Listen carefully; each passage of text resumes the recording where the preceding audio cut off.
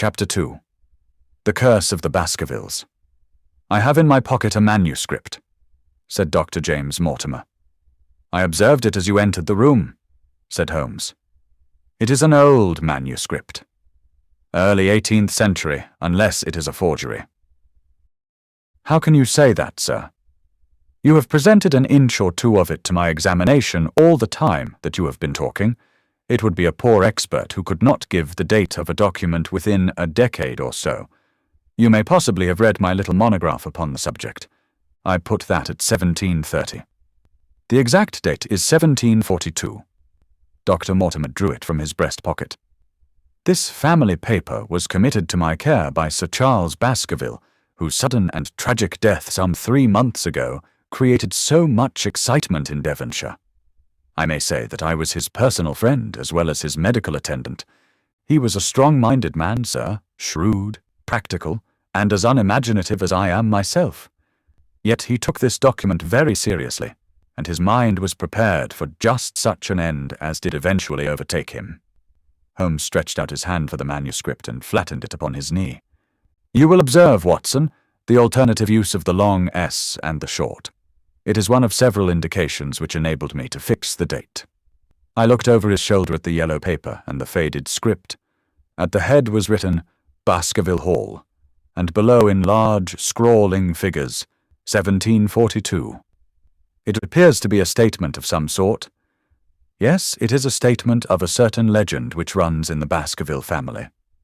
But I understand that it is something more modern and practical upon which you wish to consult me. Most modern, a most practical, pressing matter, which must be decided within 24 hours.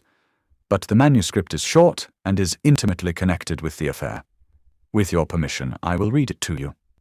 Holmes leaned back in his chair, placed his fingertips together, and closed his eyes with an air of resignation. Dr. Mortimer turned the manuscript to the light and read in a high, cracking voice the following curious old-world narrative. "Of the origin of the Hound of the Baskervilles, there have been many statements, yet as I come in a direct line from Hugo Baskerville, and as I had the story from my father, who also had it from his, I have set it down with all belief that it occurred even as is here set forth. And I would have you believe, my sons, that the same justice which punishes sin may also most graciously forgive it, and that no ban is so heavy but that by prayer and repentance it may be removed. Learn then from this story not to fear the fruits of the past, but rather to be circumspect in the future, that those foul passions whereby our family has suffered so grievously may not again be loosed to our undoing. Know then that in the time of the Great Rebellion, the history of which by the learned Lord Clarendon I most earnestly commend to your attention, this manor of Baskerville was held by Hugo of that name, nor can it be gainsaid that he was a most wild, profane, and godless man. This, in truth, his neighbours might have pardoned, seeing that saints have never flourished in those parts, but there was in him a certain wanton and cruel humour which made his name a byword through the West. It chanced that this Hugo came to love, if indeed so dark a passion may be known under so bright a name, the daughter of a yeoman who held lands near the Baskerville estate. But the young maiden, being discreet and of good repute, would ever avoid him, for she feared his evil name. So it came to pass that one Michaelmas this Hugo, with 5 or 6 of his idle and wicked companions, stole down upon the farm and carried off the maiden, her father and brothers being from home, as he well knew. When they had brought her to the hall, the maiden was placed in an upper chamber, while Hugo and his friends sat down to a long carouse, as was their nightly custom. Now, the poor lass upstairs was like to have her wits turned at the singing and shouting and terrible oaths which came up to her from below, for they say that the words used by Hugo Baskerville when he was in wine were such as might blast the man who said them. At last, in the stress of her fear, she did that which might have daunted the bravest or most active man, for by the aid of the growth of ivy which covered, and still covers, the south wall, she came down from under the eaves, and so homeward across the moor, there being 3 leagues betwixt the hall and her father's farm. It chanced that some little time later Hugo left his guests to carry food and drink, with other worse things perchance, to his captive, and so found the cage empty, and the bird escaped.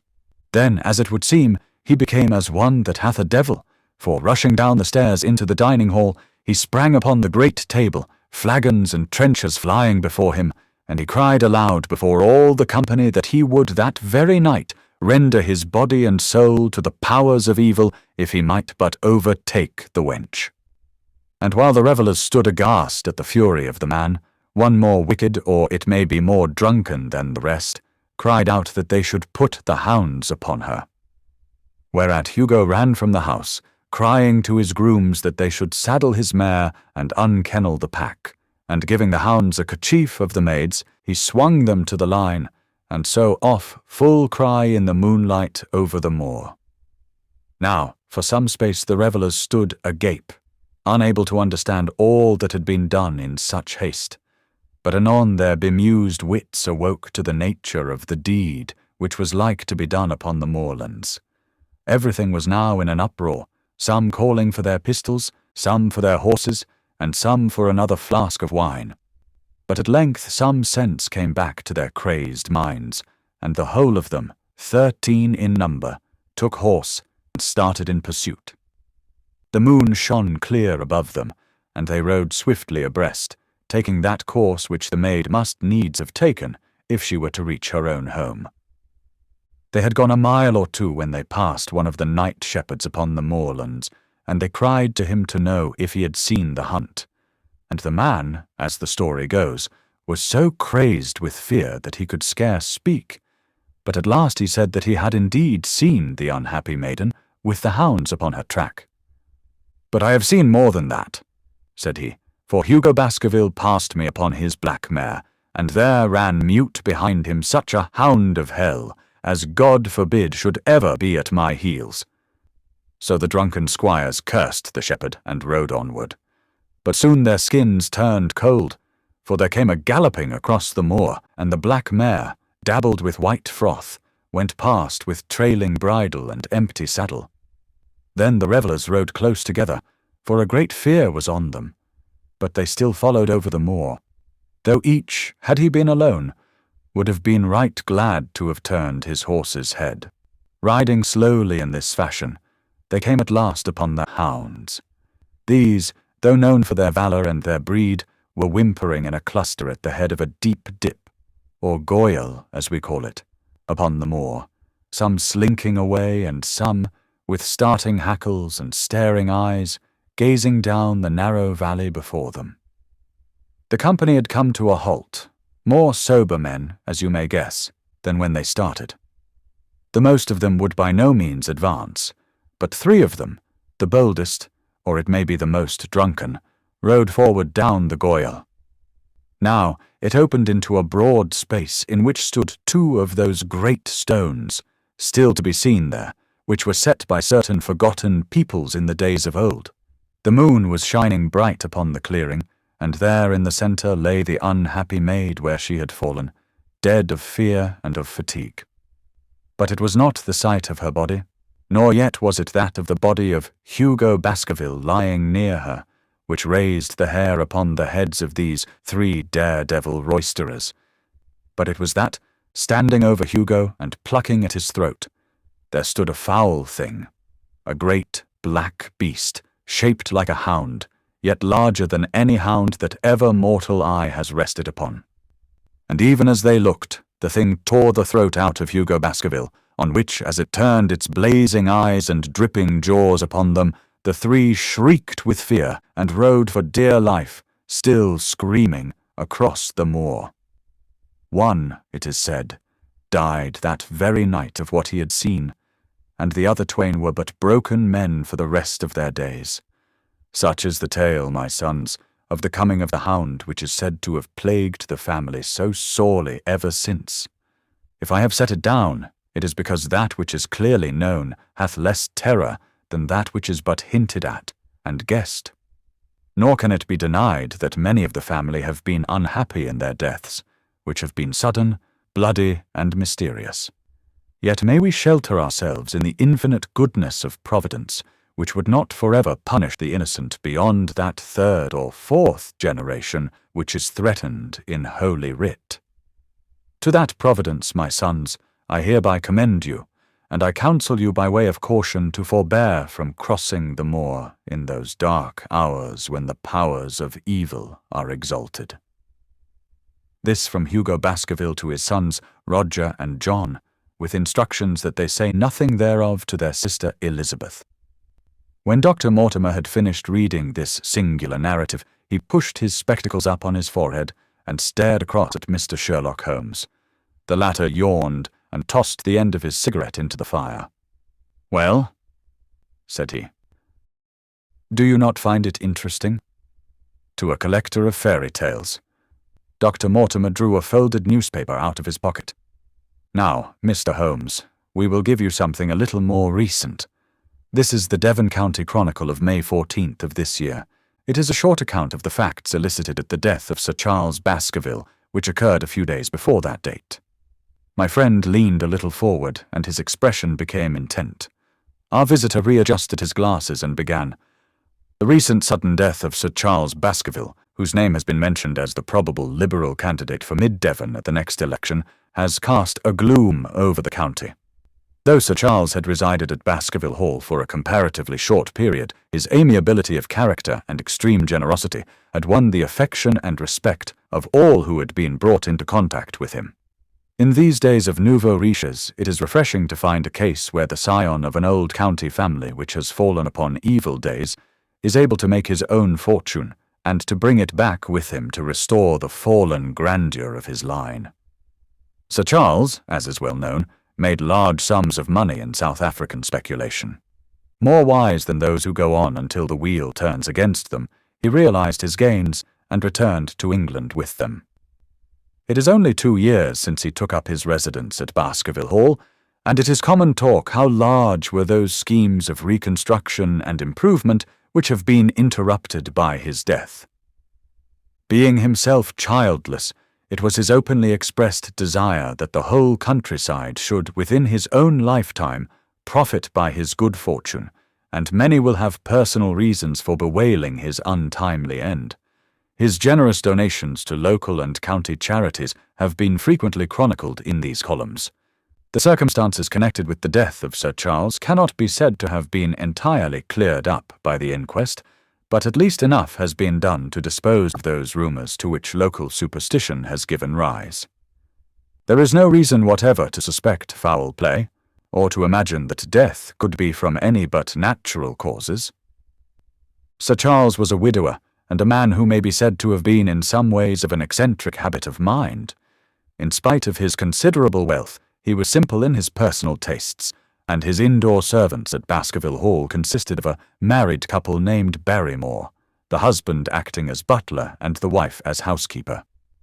Their evidence, corroborated by that of several friends, tends to show that Sir Charles's health has for some time been impaired, and points especially to some affection of the heart, manifesting itself in changes of colour, breathlessness, and acute attacks of nervous depression. Dr. James Mortimer, the friend and medical attendant of the deceased, has given evidence to the same effect. The facts of the case are simple. Sir Charles Baskerville was in the habit every night before going to bed of walking down the famous yew alley of Baskerville Hall. The evidence of the Barrymores shows that this had been his custom. On the 4th of May, Sir Charles had declared his intention of starting next day for London, and had ordered Barrymore to prepare his luggage. That night he went out as usual for his nocturnal walk, in the course of which he was in the habit of smoking a cigar. He never returned. At 12 o'clock, Barrymore, finding the hall door still open, became alarmed, and, lighting a lantern, went in search of his master.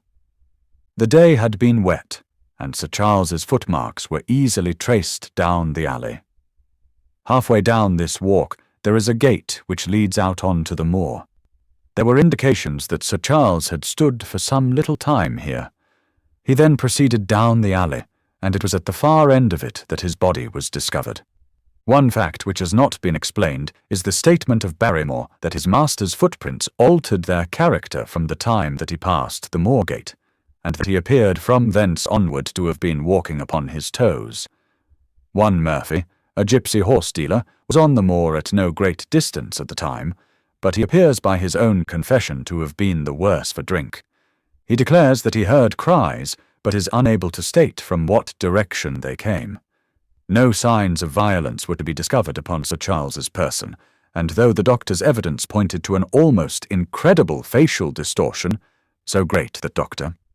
Mortimer refused at first to believe that it was indeed his friend and patient who lay before him, it was explained that that is a symptom which is not unusual in cases of dyspnea and death from cardiac exhaustion. This explanation was borne out by the post-mortem examination, which showed long-standing organic disease, and the coroner's jury returned a verdict in accordance with the medical evidence. It is well that this is so, for it is obviously of the utmost importance that Sir Charles's heir should settle at the Hall and continue the good work which has been so sadly interrupted. Had the prosaic finding of the coroner not finally put an end to the romantic stories which have been whispered in connection with the affair, it might have been difficult to find a tenant for Baskerville Hall. It is understood that the next of kin is Mr. Henry Baskerville, if he be still alive, the son of Sir Charles Baskerville's younger brother. The young man, when last heard of, was in America, and inquiries are being instituted with a view to informing him of his good fortune. Dr. Mortimer refolded his paper and replaced it in his pocket. Those are the public facts, Mr. Holmes, in connection with the death of Sir Charles Baskerville. I must thank you, said Sherlock Holmes, for calling my attention to a case which certainly presents some features of interest.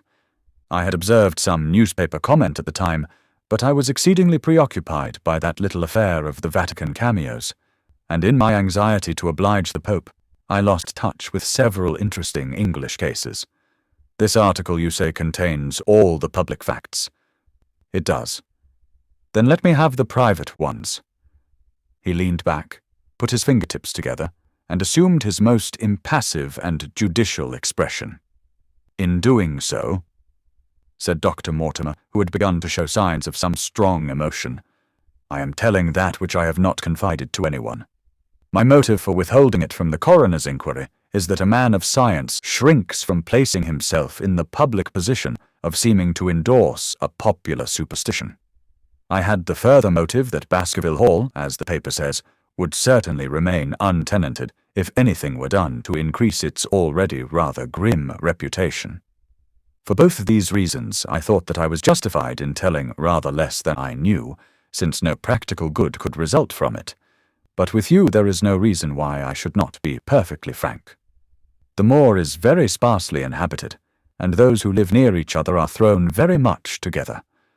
For this reason I saw a good deal of Sir Charles Baskerville.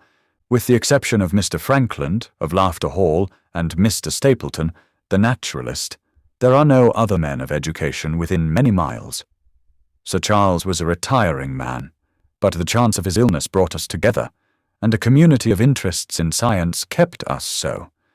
He had brought back much scientific information from South Africa, and many a charming evening we have spent together discussing the comparative anatomy of the Bushman and the Hottentot. Within the last few months, it became increasingly plain to me that Sir Charles's nervous system was strained to the breaking point. He had taken this legend which I have read you exceedingly to heart, so much so that, although he would walk in his own grounds, nothing would induce him to go out upon the moor at night. Incredible as it may appear to you, Mr. Holmes, he was honestly convinced that a dreadful fate overhung his family, and certainly the records which he was able to give of his ancestors were not encouraging. The idea of some ghastly presence constantly haunted him, and on more than one occasion he has asked me whether I had on my medical journeys at night ever seen any strange creature or heard the baying of a hound. The latter question he put to me several times, and always with a voice which vibrated with excitement. I can well remember driving up to his house in the evening some 3 weeks before the fatal event. He chanced to be at his hall door. I had descended from my gig and was standing in front of him, when I saw his eyes fix themselves over my shoulder and stare past me with an expression of the most dreadful horror. I whisked round, and had just time to catch a glimpse of something which I took to be a large black calf passing at the head of the drive. So excited and alarmed was he that I was compelled to go down to the spot where the animal had been, and look around for it. It was gone, however, and the incident appeared to make the worst impression upon his mind. I stayed with him all the evening, and it was on that occasion, to explain the emotion which he had shown, that he confided to my keeping that narrative which I read to you when first I came. I mention this small episode because it assumes some importance in view of the tragedy which followed, but I was convinced at the time that the matter was entirely trivial, and that his excitement had no justification. It was at my advice that Sir Charles was about to go to London. His heart was, I knew, affected, and the constant anxiety in which he lived, however chimerical the cause of it might be, was evidently having a serious effect upon his health. I thought that a few months among the distractions of town would send him back a new man. Mr. Stapleton, a mutual friend who was much concerned at his state of health, was of the same opinion. At the last instant came this terrible catastrophe. On the night of Sir Charles's death, Barrymore the butler, who made the discovery, sent Perkins the groom on horseback to me, and as I was sitting up late, I was able to reach Baskerville Hall within an hour of the event. I checked and corroborated all the facts which were mentioned at the inquest. I followed the footsteps down the yew alley. I saw the spot at the moor gate where he seemed to have waited. I remarked the change in the shape of the prints after that point. I noted that there were no other footsteps save those of Barrymore on the soft gravel, and finally I carefully examined the body, which had not been touched until my arrival. Sir Charles lay on his face, his arms out, his fingers dug into the ground, and his features convulsed with some strong emotion to such an extent that I could hardly have sworn to his identity. There was certainly no physical injury of any kind, but one false statement was made by Barrymore at the inquest. He said that there were no traces upon the ground round the body. He did not observe any, but I did, some little distance off, but fresh and clear. Footprints. Footprints. A man's or a woman's? Dr. Mortimer looked strangely at us for an instant, and his voice sank almost to a whisper as he answered.